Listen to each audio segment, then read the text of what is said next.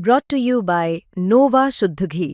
जब जब खाए दिल खुश हो जाए, सदियों का नोवा शुद्ध देसी घी, सपना स्वस्थ भारत का।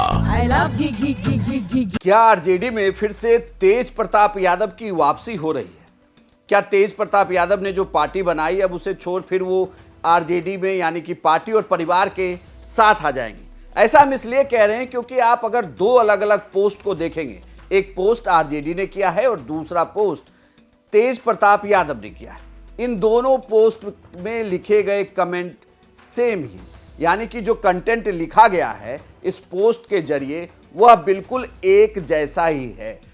तेज प्रताप यादव ने दीपक प्रकाश जो पंचायती राज मंत्री बने हैं बिहार सरकार में, उपेंद्र कुशवाहा के बेटे हैं, उन्हें लेकर एक पोस्ट लिखा है। वहीं आरजेडी ने भी सेम पोस्ट उसी तरीके से फोटो और कंटेंट के साथ लिखा है। अगर आप कंटेंट की बात करें तो इन दोनों पोस्ट में लिखा है कि सासाराम में जमानत जब्त कराने वाले निर्दलीय प्रत्याशी रामनारायण पासवान के काउंटिंग एजेंट बने दीपक प्रकाश बिना चुनाव लड़े नीतीश सरकार में मंत्री बन गए। है ना मोदी नीतीश का जादू, अब और कैसा विकास चाहिए। और यही सेम कंटेंट तेज प्रताप यादव ने भी अपने पेज पर डाला है।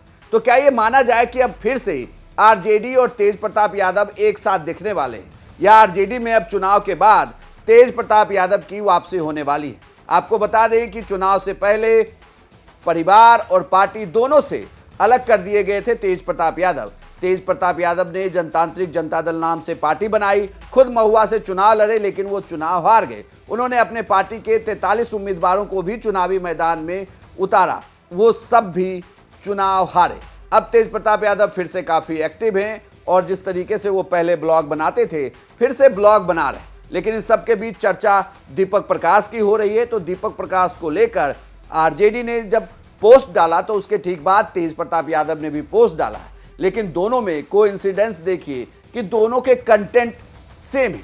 दरअसल दीपक प्रकाश की एक फोटो वायरल हो रही है जिसमें एक निर्दलीय प्रत्याशी के लिए वो पोलिंग एजेंट बने थे। पोलिंग एजेंट के तौर पर वो पोलिंग बूथ पर मौजूद थे। आपको बता दें कि सासाराम की सीट से उनकी मां स्नेहलता कुशवाहा चुनाव जीती। वहीं रामायण पासवान निर्दलीय उम्मीदवार के तौर पर उनके पोलिंग एजेंट बने थे दीपक प्रकाश। दीपक प्रकाश के लिए ये कहा जाता है कि दरअसल रामायण पासवान ने निर्दलीय प्रत्याशी के तौर पर दीपक प्रकाश की मां स्नेहलता कुशवाहा को अपना समर्थन दिया था। अब चूंकि पोलिंग काउंटिंग के दौरान उन्हें बूथ पर मौजूद होना था पोलिंग एजेंट बनने के लिए, तो इसीलिए उन्होंने निर्दलीय प्रत्याशी के तौर पर अपना पोलिंग कार्ड बनाया था, जिसकी जो अब काफ़ी वायरल है। लेकिन बड़ी बात यह भी है कि जो तेज प्रताप यादव लगातार आरजेडी का विरोध कर रहे थे, जो आरजेडी परिवार तेज प्रताप यादव का विरोध कर रहा है, लेकिन दोनों के अगर आप कंटेंट और भाषा को देखेंगे जो दीपक प्रकाश को लेकर लिखे गए हैं,